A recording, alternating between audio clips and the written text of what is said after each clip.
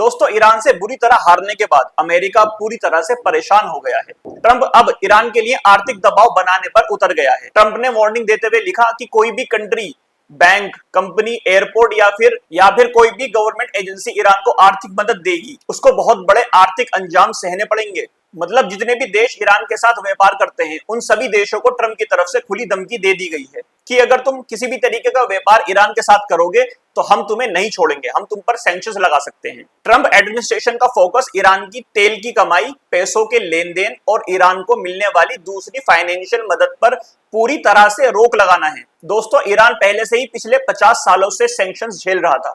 अगर इतने सैंक्शंस किसी और मुल्क पे लगते तो अभी तक बर्बाद हो चुका होता, लेकिन ये ईरान था। इनने अपनी कमर को खूब मजबूत रखा। जो देश दोस्तों पिछले 50 सालों से नहीं गिरा, वो क्या छोटे मोटे ट्रंप के सैंक्शन से डर जाएगा? हालांकि यहाँ पर ट्रंप के द्वारा किसी भी देश का नाम नहीं लिया गया है। मतलब वो सारे देश जो ईरान से बिजनेस करते हैं, उनका नाम ट्रंप के द्वारा सीधा नहीं लिया गया है।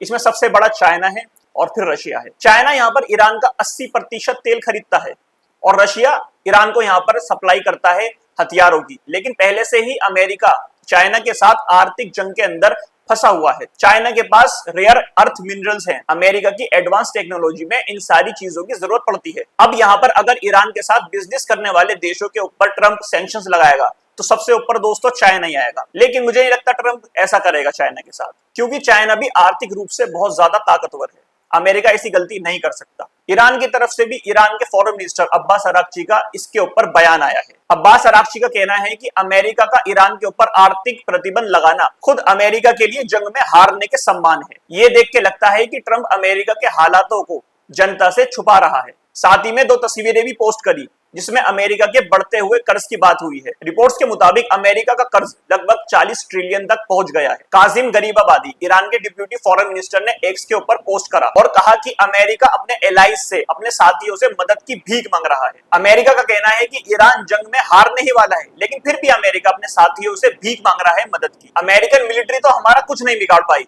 तो उन्होंने अपने नए नाकामी का नाम इकोनॉमिक वॉरडे रख दिया है। यहाँ पर दोस्तों ईरान के मिनिस्टर भी खूब मजे ले रहे हैं अमेरिका के। ट्रंप ने जो इकोनॉमिक वॉरडे बोला था, उसे ईरान के मिनिस्टरों ने अमेरिका की अगली नाकामी बता दिया है। कल की रिपोर्ट में मैंने आपको बताया था कि यूएई ने ईरान के साथ अपने सारा बिजनेस बंद कर दिया है। अब ये चीज साफ नजर आ रही है कि किसके कहने के ऊपर यूएई ने ये कदम उठाया होगा। जब तक दोस्तों ये गल्फ के देश एक साथ नहीं आएंगे, अमेरिका इन्हें इसी तरीके से इस्तेमाल करके छोड़ दिया करेगा। ये सब अरब कंट्री अमेरिका के इशारों पे चलती है, ये बात किसी से अब छुपी नहीं रह गई। कल खबर आई कि यूएई ने अपने सारे संबंध ईरान के साथ बंद कर दिए हैं और आज ट्रंप ने ये खुल के ऐलान भी कर दिया। तो पहले ट्रंप ने इनसे बोल दिया होगा, फिर उन्होंने एक्शन लिया। ईरान की तरफ से एक नई खबर है, ईरान ने यूएई के एक ऑयल टैंकर को सीज कर लिया। ईरान की फरह न्यूज एजेंसी ने इस बात को कंफर्म करा है और साथ ही में कहा है कि ईरान स्टेट ऑफ हॉर्मुज से गुजरने वाले जहाजों से पेमेंट मांग रहा है। तो ईरान ने यूएई के जहाजों से भी पेमेंट मांगी होगी। यूएई के मना करने के बाद ईरान ने इस ऑयल टैंकर को सीज कर लिया है। ईरान द्वारा सीज करे इस ऑयल टैंकर को अब केशम आइलैंड पर ले जाया गया है। वहीं दोस्तों ईरान ने भी अमेरिका को अब सीधी धमकी दे दी है कि अगर हम पर कोई बड़ा हमला हुआ अमेरिका की तरफ से, तो ईरान अमेरिका के जो मिलिट्री बेस यूरोप के अंदर स्थित हैं, इनको नहीं छोड़ेगा। अब तक दोस्तों ईरान सिर्फ मिडिल ईस्ट में स्थित अमेरिकन मिलिट्री बेसिस को ही निशाना बना रहा था, लेकिन यहाँ पर अब ईरान द्वारा धमकी दे दी गई है कि अगर उस पर कोई बड़ा हमला होता है अमेरिका की तरफ से, तो वो अमेरिका के यूरोप के अंदर स्थित बेसों को भी नहीं छोड़ने वाला। आईआरजीसी के स्पोक पर्सन मोहिबी का कहना है कि अब ईरान अपने नेक्स्ट जनरेशन हथियारों से हमला करेगा। मतलब अभी तक तो ईरान अपनी पुरानी मिसाइलों को यूज कर रहा था और बीच बीच में अपने लेटेस्ट हथियार भी इस्तेमाल कर लेता था, लेकिन उसकी क्वांटिटी दोस्तों बहुत कम थी। बहुत कम मिसाइलें ईरान की तरफ से छोड़ी गई हैं जो कि लेटेस्ट जनरेशन की हैं। अब यहाँ पर बताया जा रहा है कि अगर ईरान के ऊपर हमला होता है तो आईआरजीसी का कहना है कि हम अपने सबसे ज्यादा लेटेस्ट हथियारों से अमेरिका को सबक सिखाएंगे। खबर यह भी है दोस्तों कि रशिया ने ईरान को काफी ज्यादा गोला बारूद भेजा है। इसमें ड्रोन बनाने के कंपोनेंट्स हैं, ड्रोन बनाने का सामान है, मिसाइलों के अंदर लगने वाला गोला बारूद है और काफी ज्यादा एडवांस मिलिट्री टेक्नोलॉजी भी ईरान को दी है। ईरान के अंदर जंग की तैयारी पूरे जोर शोर से चल रही है और रशिया से भी ईरान ने अभी नए सामान ले लिया है। मिलिट्री सप्लाई को लेकर रशिया भी ईरान की पूरी मदद कर रहा है और ये सारा सामान दोस्तों रशिया से ईरान कैस्पियन सी की मदद से आया है। ये कैस्पियन समुद्र दोस्तों सिर्फ 5 देशों के लिए ही खुला है। रशिया, ईरान, कजाकिस्तान, तुर्कमेनिस्तान और अजरबैजान, इन 5 देशों के लिए सिर्फ ये कैस्पियन सी ओपन है।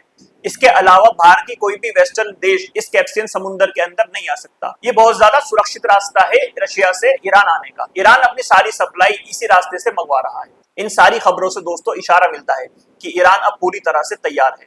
अगर ईरान के ऊपर हमला हुआ तो ईरान अब चुप नहीं बैठेगा। पहले से कई ज्यादा मजबूत ईरान अब दोबारा हो चुका है।